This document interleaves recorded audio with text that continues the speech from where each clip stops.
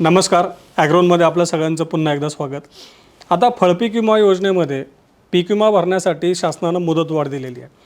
यामध्ये काही नवीन पिकाचा देखील समावेश केला. त्यामध्ये आपलं महत्त्वाचं पीक हळद आहे. हळदीचा आत्तापर्यंत समावेश नव्हता, पीक विमा नव्हता, त्यामुळे शेतकरी अडचणीत येत होते. पण यंदा सरकारने निर्णय घेतला. मग नेमका हळदीचे पीक विमा योजना कशी असणार आहे, त्यासाठी नुकसान भरपाई किती मिळू शकते, शेतकऱ्यांना हप्ता किती असणार आहे, शेतकरी कधीपर्यंत विमा भरू शकतात, तसंच इतर फळपिकांचा नेमका विमा कधीपर्यंत भरू शकतात, त्यासाठी किती भरपाई येऊ शकते, या सगळ्यांची माहिती आज आपण जाणून घेणार आहोत. आणि आज आपल्यासोबत आहेत कृषी विभागाचे संचालक विनयकुमार आवटे सर. सर, आपलं स्वागत आहे ॲग्रोनमध्ये. थँक्यू. सर, यंदा फळपीक विम्यामध्ये हळदीचा आणि इतर काही पिकांचा समावेश केला आहे. तर नेमकं काय आहे, नेमकं हळद उत्पादकांना या विमा योजनेचा कसा फायदा होईल आणि इतर कोणती पिकं आहेत की ज्याचा नव्याने समावेश केला आहे? मला तर वाटतं केवळ हळद घेऊन चालणार नाही, सगळ्याच पिकांना ही जी काही पुनर्रचित हवामानाधारित फळपीक विमा योजना आहे, याचा जर आपण गोषवारा जर लक्षात जर घेतला तर 2016 पासून जे आहे आतापर्यंत सर्वसाधारणपणे एक 8,200 कोटी रुपयाचा टोटल प्रीमियम गेलेला आहे, ज्याच्या शेतकऱ्याचा हिस्सा साधारणतः एक 1400 कोटीच्या आसपास आहे. आणि जी नुकसान भरपाई मिळालेली आहे ती जवळपास 8,000 कोटी मिळाली, म्हणजे 99% क्लेम रेशो आहे याच्यामध्ये. याच्यात अनेक गेल्या 2-3 वर्षाचा आहे क्लेम रेशो 100% जास्त आहे. म्हणजे ते विमा कंपन्यांसाठी तो तोट्याचाच बिझनेस आहे. तरी देखील शेतकऱ्याच्या दृष्टीने चांगली आहे की शेतकऱ्यांनी जे 1400 कोटी भरले त्याच्या तुलनेत एक 8,000 कोटी मिळालेले आहेत. याच्यामध्ये प्रामुख्यानं जी 2 हंगाम आहेत, मृगबहार आणि आंब्या बहार, तर आता मृगबहारची एनरोलमेंट सुरू आहे. चालू 1 वर्षाकरता हे टेंडर प्रक्रिया झाली आणि त्याचा शासन निर्णय 27 जूनला निघाला. बरोबर. याचं टेक्निकली असे आहे की याच्यामध्ये तुमचं द्राक्ष, पेरू, लिंबू, संत्रा आणि हळद ही पिकं अशी होती की ज्याचा ट्रिगर 15 जूनपासून सुरू होतो. म्हणजे कमी पावसाचा, पावसाळ्यात कमी पाऊस, अवेळी पाऊस, जास्त पाऊस, हे ट्रिगर आहेत. आणि त्याच्या आदल्या दिवशी टेक्निकली तुमचं मुदत संपते. परंतु ह्यावेळेस थोडंसं उशिराने टेंडर प्रक्रिया झाल्यामुळे 27 तारखेला झालं. त्याच्यामुळे त्या लोकांना तर संधीच नाही मिळाली ज्यांचं 14 जूनच लास्ट डेट होती. आणि तुमची मोसंबी आणि चिकू ही 2 पिकं आहे की ज्याची 30 जून लास्ट डेट होती, कारण 1 जुलैपासून त्याचा ट्रिगर सुरू होतो. तर त्याच्यामुळं केंद्र सरकारकडे विनंती केली आणि केंद्र सरकारने राज्याच्या विनंतीला मान दिला आणि 14 जुलैपर्यंत मुदतवाढ दिली आहे. त्याच्यामुळे ही संपूर्ण म्हणजे द्राक्ष, संत्रा, मोसंबी, चिकू, पेरू, लिंबू या सगळ्या पिकांसाठी जे आहे आता 14 जुलैपर्यंत मुदतवाढ मिळाली. जी नॉर्मली दुसरी पिकं होती, डाळिंब, त्याच्यासाठी 14 जुलैच होती, तर ते तशीच राहणार आहे. आणि त्याच्यानंतर अंजीर हे एक नव्यानं ॲड झालेलं पीक आहे मृगबहारमध्ये. अंजीर आणि सीताफळ याच्याकरता 31 जुलै ही डेडलाईन आहे. तर 31 जुलैपर्यंत त्याच्याकरता लोक भाग घेऊ शकतात आणि ते देखील आता पोर्टल सुरू झालेलं आहे.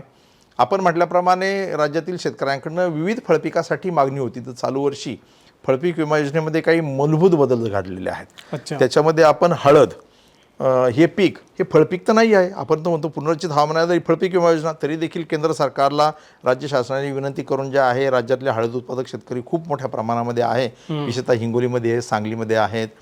तर हा लक्षात घेऊन त्यांना विनंती केली आणि त्यांनी ती मान्य केली आणि त्याच्यात हवामान आधारित फळपीक विमा योजना त्यांनी देऊ केलेली आहे. जवळपास हळदीला 1,80,000 रुपये एवढी विमा संरक्षित रक्कम आहे. आणि सर्वसाधारणपणे फळपिकासाठी विमा संरक्षित रकमेच्या 5% म्हणजे 1,80,000साठी साधारणतः 9,000 रुपये किंवा त्याच्यापेक्षा कमी, जो काय ॲक्च्युअल रेट कमी असेल तर याच्यामध्ये विमा हप्ता जो आहे तो शेतकऱ्याला भरावा लागेल आणि ह्या योजनेमध्ये सहभाग घेऊ शकतो. त्याच्यानंतर दुसरी पिकं आहेत अंजीर. आपल्याकडे अंजीर देखील एकदम सक्युलंट आणि चांगली इकॉनॉमी आहे त्याची सीताफळाबरोबर, तर अंजिरासाठी देखील लागू केलेलं आहे. तर त्याच्यासाठी 31 जुलै आहेत. आणि मग आपलं आंबिया बहारमध्ये जे आहेत, नारळासाठी विमा योजना नव्हती, सुपारीसाठी विमा योजना नव्हती, तर नारळ आणि सुपारी याच्यासाठी देखील विमा योजना, म्हणजे नारळ, सुपारी, अंजीर आणि हळद ही 4 पिकं जी आहेत, तर ती आता नारळ आणि सुपारी देखील फळपिकामध्ये, म्हणजे नारळ येतं पण सुपारी येत नाही, ते प्लांटेशन क्रॉपमध्ये येतं. याच्यामध्ये मग हॉर्टिकल्चरमध्ये ब्रांचेस आहेत. तर आता प्रयत्न आहे की जास्तीत जास्त शेतकऱ्यांना जे आहे ना विम्याचं संरक्षण मिळण्याकरता हे करावं. त्या दृष्टीनं आपण त्याचे पॅरामीटर्स डिझाईन केले, केंद्र सरकारला रिक्वेस्ट केली, त्यांनी मान्य केली आणि आता ही योजना त्याच्यासाठी लागू झालेली आहे. आता मृगबहारमध्ये हळद आणि अंजीर ही 2 नव्यानं पिकं आली आहेत. बाकीच्या शेतकऱ्यांना बऱ्यापैकी माहिती आहे, पण या शेतकऱ्यांनी देखील आता योजनेचा अभ्यास करून सहभाग घेणं गरजेचं आहे. हां, म्हणजे मी आता हळदीविषयीच जास्त विचारणार आहे, कारण हे बाकीची पिकं आहेत आणि हळद म्हणजे एवढं महत्त्वाचं पीक आहे की देशातलं जवळपास 40% उत्पादन आपला महाराष्ट्र घेतोय. आणि आता ती आनंदाचीच गोष्ट आहे की हळदीचा समावेश पीक विमा योजनेमध्ये झाला. तर हळद उत्पादकांना आता साहजिकच हे सगळं ऐकल्यानंतर, तुमची माहिती ऐकल्यानंतर शेतकऱ्यांच्या मनात प्रश्न येईल की मग आम्हाला भरपाई कशी मिळणार आहे, नक्की कोणते ट्रिगर लागू होणार आहे, किती पाऊस पडल्यानंतर किंवा उष्णता किंवा पावसात खंड, नेमकी कशी कोणत्या आधारे आम्हाला भरपाई मिळणार आहे? नाही, या ट्रिगरची संपूर्ण माहिती आहे ना, जो मी शासनीय जो आहे ना, मी तुम्हाला शेअर करतो. त्याच्यातला जो काही चार्ट आहे संपूर्ण हवामान धोक्याचा, तो तुम्ही स्क्रीनवर शेतकऱ्यांना दाखवा. याच्यामध्ये मूलतः हळदीचा जो पिरियड जो आहे तो 15 जूनपासून तर अगदी 28 फेब्रुवारीपर्यंत माझ्या माहितीप्रमाणे जे आहे तोपर्यंत आहे त्याचं विमा संरक्षण. मग त्याच्यात आर्द्रता आहे, रिलेटिव्ह ह्युमिडिटी आहे, कमी पाऊस आहे, अवेळी पाऊस आहे, पावसातील खंड आहेत, असे विविध हवामान धोके आहेत आणि हे 1,80,000 रुपये त्या धोक्यांमध्ये विभागलेले आहेत. जसं की आता उदाहरणादाखल सांगायचं तर चिकू पीक आहे. चिकू पिकाचा विमा संरक्षण आहे 1 जुलैपासून सुरू होतं ते 30 सप्टेंबरपर्यंत आहे. त्याच्याकरता ट्रिगर काय आहे की किमान 5 दिवस रिलेटिव्ह ह्युमिडिटी 90% जास्त पाहिजे आणि 4 दिवस जर तुमचा 40 मिलीमीटरपेक्षा जास्त पाऊस जर 20 मिलीमीटरपेक्षा जास्त पाऊस जर प्रतिदिन जर पडला तर त्यांना 31,500 रुपये मिळतील. आणि हीच घटना जर 10 दिवसाकरता जर रिलेटिव्ह ह्युमिडिटी जर तुमची 90%पेक्षा जास्त राहिली आणि 8 दिवस सलग 20 मिलीमीटरपेक्षा जास्त प्रतिदिन पाऊस जर पडला तर 70,000 रुपये नुकसान भरपाई त्यांना ती मिळेल. आता हळद ह्यासाठी जे आहे, जे हवामान धोके जे आहेत ते पावसातला खंड आहे. 15 जून ते 31 जुलै हा 1.5 महिन्याचा कालखंड आहे. या कालावधीमध्ये 15 दिवस पावसाचा खंड जर राहिला तर 27,000 रुपये नुकसान भरपाई देय राहील. अच्छा. त्यानंतर दुसरा आहे कमी पावसाचा खंड, तो 1 ऑगस्ट ते 31 ऑक्टोबर. म्हणजे ऑगस्ट, सप्टेंबर, ऑक्टोबर हा 3 महिन्याचा खंड आहे कमी पावसाचा. या कालावधीमध्ये सलग 30 दिवस एकूण 50 मिलीमीटरपेक्षा कमी पाऊस जर राहिला तर 36,000 रुपये नुकसान भरपाई त्याला देय होईल. याच्यामध्ये म्हणजे 30 दिवस सलग याच्यामध्ये 50 मिलीमीटरपेक्षा कमी पाऊस जर झाला तर जे आहे 36,000 रुपये नुकसान भरपाई एका हेक्टरला देय होईल. त्याच्यानंतर पुढचा ट्रिगर आहे अवेळी पाऊस. तो 1 नोव्हेंबरपासून तर 28 फेब्रुवारीपर्यंत म्हणजे नोव्हेंबर, डिसेंबर, जानेवारी, फेब्रुवारी 4 महिने आहे. अवकाळी पाऊस जर झाला तर या कालावधीमध्ये सलग 5 दिवस जर अवेळी पाऊस 50 मिलीमीटर किंवा 50 मिलीमीटरपेक्षा जास्त जर राहिला तर 90,000 रुपये नुकसान भरपाई मिळेल. ही घटना घडू नये परंतु त्याच्यामुळं हे आहे की सलग 5 दिवस अवेळी पाऊस पडणं हे आवश्यक आहे आणि तो 50 मिलीमीटर किंवा 50 मिलीमीटरपेक्षा जास्त असणं आवश्यक आहे. त्याच्यानंतर पुढचा शेवटचा ट्रिगर आहे तो आहे जास्त तापमानाचा. तोही आहे 1 नोव्हेंबर ते 28 फेब्रुवारी हा 4 महिन्याचा पिरियड आहे. या कालावधीमध्ये सलग 30 दिवस तापमान जर 30 डिग्री सेल्सिअस किंवा त्याच्यापेक्षा जास्त राहिलं तर रुपये 27,000 रुपये नुकसान भरपाई प्रति हेक्टरी देय होईल. अशी एकूण नुकसान भरपाई 1,80,000 रुपये प्रति हेक्टरी देय आहे.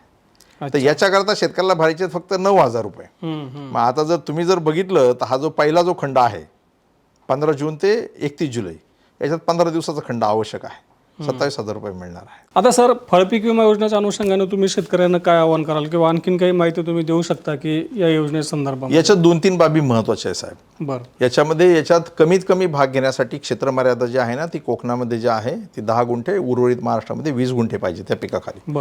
दुसरं आहे ते पीक जे आहे उत्पादनक्षम वयाचं पाहिजे. म्हणजे आता आंबा तर नाही आहे याच्यामध्ये परंतु नारळ पीक जे आहे 7 वर्षाचं, बाकी आंबा, काजू, चिकू ही मिनिमम 5 वर्षाची जे आहेत, तुमचं अंजीर जवळपास 3 वर्षाचं वगैरे आहे, द्राक्ष 1-2 वर्षाचे आहेत. असं मिनिमम त्याचं उत्पादनक्षम वय असणं गरजेचं आहे. हळदीच्या बाबतीत तसं काय नाही, तसं काय बाब नाही. हळदीची लागवड असणं गरजेचं आहे. तिसरं की याचं DCS करणं गरजेचं आहे, digital crop survey. AgriStack ID तर कंपल्सरी आहे, डिजिटल क्रॉप सर्वे गरजेचं आहे. जर डिजिटल क्रॉप सर्वेमध्ये जर तुमचं पीक जर नसेल तर तुम्हाला विम्याच्या लाभापासून वंचित राहावं लागेल आणि मग पुढं त्याची प्रक्रिया जी आहे तर ती त्याच्यावर घडू शकते. याच्यात असं आहे की याच्यात पूर्वी म्हणजे काही पिकांच्या बाबतीमध्ये जे आहेत ना तर पिकाची लागवड नसताना देखील विमा घेतल्याचं निदर्शनास आलं, ज्याची प्रत्यक्ष पडताळणी त्या ठिकाणी केली. काही ठिकाणी ती म्हणजे RST रिमोट सेन्सिंग टेक्नॉलॉजीच्या सहाय्याने पडताळणी करण्यात आली.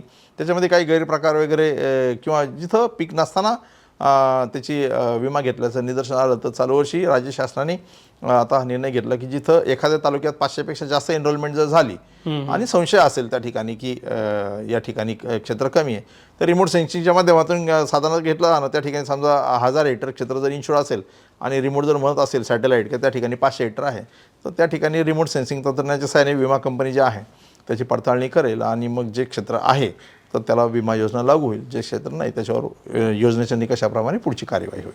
बरं. आता सर आणखीन एक थोडासा माझ्याकडून एक प्रश्न आला शेवटचा की आता हळदीचा समावेश आहे. काही भागांमध्ये हळदीची लागवड झाली नव्हती कारण पाऊस नव्हता आणि 15 जुलै आता आपली शेवटची मुदत आहे 14-15 तारीख. तर ज्या शेतकऱ्यांची हळद लागवड लांबणार आहे की आता मराठवाड्यामध्ये काही भागामध्ये अजूनही पाऊस नाही आहे चांगला लागवड योग्य आहे, मग हे शेतकरी हळद लागवडीच्या आधी विमा भरू शकतात? टेक्निकली असं आहे की ज्यावेळेस तुम्ही विमा घेता त्यावेळेस पीक असणं आवश्यक आहे. मग आता यावर्षी कसं की आता समजा हळद लावायची आहे पण आता सध्या पाऊस नाही, मराठवाड्यात बऱ्याच भागामध्ये पाऊस नाही आहे. DCS तुमचं 15 सप्टेंबरपर्यंत वगैरे होणार. DCSमध्ये हळद पीक तुमचं त्या ठिकाणी ते दिसलं पाहिजे आणि हळद पीक पाहिजे. मी तांत्रिकदृष्ट्या सांगतो की म्हणजे ज्यावेळेस विमा काढाल त्यावेळेस असणं आवश्यक आहे. अशा परिस्थितीमध्ये आम्हाला फक्त आम्ही हळद पीक पुनर्लागवडसुद्धा होऊ शकते, म्हणजे डिजिटल क्रॉप सर्वेमध्ये आम्हाला फक्त त्या पिकाचा तो सर्वे करावा लागेल, त्या वेळी दिसायला पाहिजे. बरोबर. आता तरी तुम्हाला सेल्फ डिक्लेअर करायचं आहे ज्यावेळेस भाग घ्यायचा आहे त्यावेळेस बरोबर याच्यामध्ये, पण self declaration forward bye DCS पाहिजे. DCS मध्ये ते पीक जर नसले जे तुम्ही सेल्फ डिक्लेअर, शासन आता नाही म्हणत आहे की तुम्ही विमा योजनेत भाग घेताना DCS पाहिजे असं नाही म्हणत असं आहे. नाही सांगा तुम्ही सेल्फ डिक्लेअर करायचं की माझं हे पीक आहे म्हणून बरोबर. याच्यामध्ये, आणि नंतर ते डिजिटल क्रॉप सर्वेमध्ये ते दिसलं पाहिजे. एवढा फरक आहे.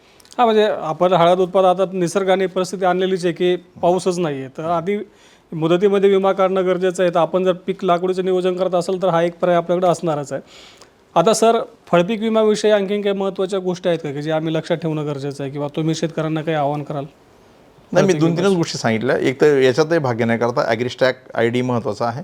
दुसरं आहे की किमान 10 गुंठे क्षेत्र कोकणामध्ये, 20 गुंठे क्षेत्र जे आहे ते उर्वरित महाराष्ट्रामध्ये पिकाखाली असणं. उत्पादनक्षम बागेचाच त्यांनी तो विमा घ्यावा. जेवढं क्षेत्र आहे तेवढ्या क्षेत्राचा घ्यावा. जनरली होतं काय की सामूहिक क्षेत्र असतं, 3 जण भाऊ असतात, 3 एकर क्षेत्र असतं आणि एकाच एकरावर फळबाग असतं, 3 जण 1 एकराचं काढून टाकतात याच्यामध्ये. तर तो संमती असावी त्याची आणि 3 मिळून ते ठरवावं त्यांनी काय जे क्षेत्र आहे ज्याचं आहे तर त्यांनी ते काढावं. तो त्यांचा आपापसातला तो निर्णय झाला. आणि याच्यामध्ये फळबाग लागवड नसताना किंवा वैध वयाची नसताना जे आहे ते काढण्याचा प्रयत्न करू नये आणि सगळ्या हवामान धोक्याचा आपण अभ्यास करावा आणि अभ्यासपूर्वक निर्णय घ्यावा. आता हे शेतकऱ्यांना कुठं पाहायला मिळेल? समजा संत्रा उत्पादक शेतकरी आहेत, त्यांना हवामान धोक्याची माहिती, आता सगळ्यात जे हवामान धोके जे आहे आपलं महाराष्ट्र शासनाचं संकेतस्थळ आहे. त्याच्यामध्ये मी सांगितल्याप्रमाणे हा शासन निर्णय जो आहे तो 27 जूनचा शासन निर्णय आहे. तुम्ही गेला तर कृषी विभागाच्या याच्यावर तिथून डाउनलोड करू शकता. हा एक भाग.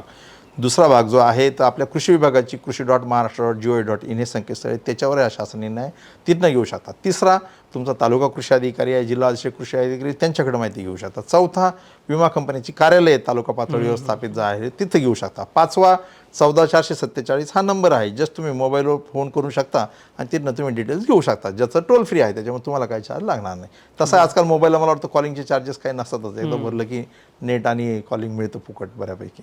बरोबर.